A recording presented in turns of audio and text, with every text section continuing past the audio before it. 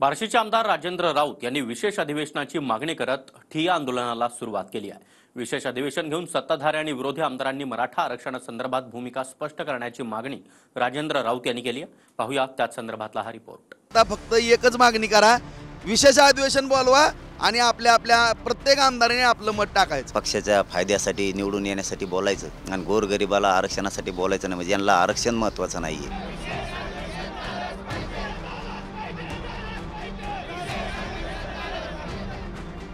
मराठा आरक्षणावरून आमदार राजेंद्र राऊत आणि मनोज जरांगे पाटलांमध्ये मागील अनेक दिवसांपासून खडाजंगी सुरू आहे। दरम्यान राजेंद्र राऊतांनी विशेष अधिवेशनासाठी सुरू केलेल्या ठिय्या आंदोलनावरून पुन्हा एकदा दोघांमध्ये वार पलटवार सुरू झालाय। विशेष अधिवेशन बोलावून सत्ताधारी आणि विरोधी आमदारांनी मराठा आरक्षणासंदर्भात आपली भूमिका मांडावी अशी मागणी राजेंद्र राऊतांकडून करण्यात आली आहे। दरम्यान त्यांच्या या मागणीनंतर जरांगे पाटलांनी राजेंद्र राऊतांना टोला लगावलाय। माझी फक्त माझ्या समाज बांधवांना हात जोडून विनंती आहे, संपूर्ण राज्यातल्या सगळ्या गरजून मराठा सगळ्या माता भगिनी सगळ्यांनाच बांधवांनो आता कोणाला फसायचं नाही, कुणावरच विश्वास ठेवू नका।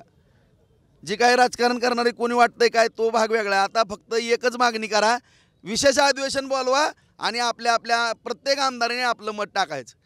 ओबीसीतनं आरक्षण द्यायचं दे म्हण, नाही म्हणायचं नाही म्हण। मी परवा सांगितलं ना, मी नाही बोलत आहे कोणावर बी। असले मराठ्यांना मारायला निघालेले, मराठ्यांचे लेकरं संपवायला निघालेलं गिनीतच नाहीत आम्ही। स्वतःच्या पक्षाच्या फायद्यासाठी निवडून येण्यासाठी बोलायचं आणि गोरगरिबाला आरक्षणासाठी बोलायचं नाही, म्हणजे यांना आरक्षण महत्त्वाचं नाही आहे। यांना आरक्षण मोठं असलं पाहिजे। बाकीचे बघा त्यांना किती आरक्षण मोठं आहे, ते आरक्षणासाठी पक्षाच्या नेत्याच्या सुद्धा विरोधात जातात। राजेंद्र राऊतांनी सुरू केलेल्या ठिय्या आंदोलनानंतर जरांगे पाटलांना आव्हान दिलंय। तसंच मी माझी भूमिका स्पष्ट केली असून जरांगेंनी देखील त्यांची भूमिका स्पष्ट करावी अशी मागणी त्यांनी केली आहे। मी प्रामाणिक भूमिका घेतली ना। आता तुम्ही म्हणाले होते की आमदारांनी आपली भूमिका स्पष्ट करावी, अगोदर मी पट्ट्यानं केली भूमिका स्पष्ट। मी पण आव्हान करतो, माझ्या विनंती करतो, माझ्या नम्रपणे माझ्या सगळ्याच मराठा समाज बांधवांना, राज्यातल्या बांधवांनो, आपण राजकारणात फसायचं का, कुणाची नौटंकी ऐकून घ्यायची। आता त्यांचं कोणतरी डबडं बसलंय, त्या अधिवेशन बोलावं म्हणून कोणीतरी बसलंय। महाविकास आघाडीला मागणी केली त्यांनी, अधिवेशन बोलवा। विधानसभा अध्यक्षालाच करायला लागली ना, मुख्यमंत्र्याला, विधानसभा अध्यक्षाला, गृहमंत्र्याला किंवा त्या सत्तेत कोण, त्याला अरे सत्तेकडेच मागायला लागेल ना। तुम्ही अधिवेशन कोणाला मागितलं तर सरकारलाच मागितलं ना। आम्ही आरक्षण कोणाकडे मागणार, त्याने का अर्ज केला नाही। एकीकडे मनोज जरांगे पाटील आणि राजेंद्र राऊतांमध्ये सामना सुरू आहे, तर दुसरीकडे जरांगे आणि भाजप नेत्यांमध्ये देखील वाद निर्माण झालाय। राहुल गांधींनी आरक्षणासंदर्भात केलेल्या वक्तव्यानंतर भाजप नेत्यांनी जरांगे पाटलांना सवाल केलेत। ज्या आरक्षणासाठी भारतीय जनता पार्टी आणि महायुतीने संघर्ष केला, ज्या आरक्षणासाठी मराठ्यांना आरक्षण दिलं, तेच आरक्षण जर राहुल गांधी संपवणार असतील तर मनोज जरांगे पाटील राहुल गांधींच्या विरोधात पत्रकार परिषद घेणार आहेत का?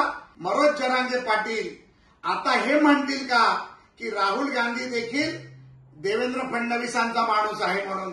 अरे तुम्ही द्या ना, तुम्ही द्यायचं सोडून याला बोलून त्याला बोलून काय काय ठेके घेतले का आम्ही? तुम्हाला बी बोलायचं आणि त्यांना बी बोलायचं। सत्य तुम्ही द्या ना, तुम्ही द्या ना। तुम्हाला तेवढंच बोलता येतं फक्त, फडणवीस साहेबांना सुद्धा आणि यांना सुद्धा, यांनी ते जे मराठ्यांच्या विरोधात बोलायला ठेवले तेवढंच बोलता येतं त्यांना। लोकांची आशा तुमच्याकडून, तुम्ही द्या ना, त्यांना फायदा झाला तुम्हाला होईल। कळतंय का लाडला शब्द? मराठा आरक्षणासाठी मनोज जरांगे पाटील देखील पुन्हा उपोषणाला बसणार आहेत। मात्र जरांगेंनी उपोषणाला न बसता मराठा समाजाच्या मागण्यांकडे लक्ष द्यावं असं आवाहन अशोक चव्हाणांनी जरांगेंना केलंय। मागण्या बऱ्याचशा मार्गी लागलेल्या आहेत आणि ज्या काही उर्वरित अद्याप प्रलंबित आहेत त्याचा पाठपुरावा आम्ही निश्चित करू। मी त्याच्या संपर्कात राहण्याचा माझा प्रयत्न आहे आणि ज्या काही उर्वरित गोष्टीसाठी ते उपोषण करतायत, माझी विनंती राहील त्यांनी तसं न करता शासन स्तरावर ज्या उर्वरित मागण्या आहेत जर मी स्वतः लक्ष घालायची माझी तयारी आहे। तुमच्या सरकारमधल्या काही लोकांना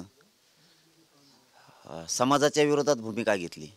फडणवीस साहेब इथं साहेब एकमेकाला तांब्या भरून जर पाणी दिलं ना तर माणसं उपकार ठेवतात। यांनी तर हजारो करोड रुपये निधी दिला म्हणतात, ते लोक यांचं ऐकत नाहीत, मराठ्यांच्या विरोधात चाललेत म्हणल्याच्या नंतर हे षडयंत्र आहे मोठं. हे मोठा ट्रॅप रचलेला आहे मराठ्याच्या आंदोलन मोडीत काढण्याबाबत. त्यावरही चव्हाणसाहेबांना लक्ष दिलं पाहिजे ना. पण मात्र हे लवकर होणं गरजेचं आहे. आता आम्ही नाही थांबत.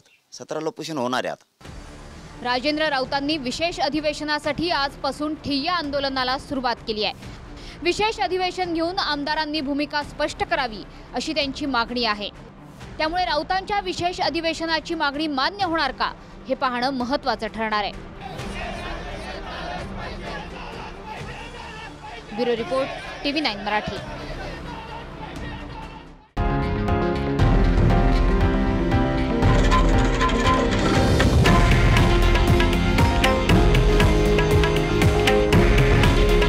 हे आहे देशातील नंबर 1 न्यूज नेटवर्क आणि आपण पाहत आहात TV9 मराठी.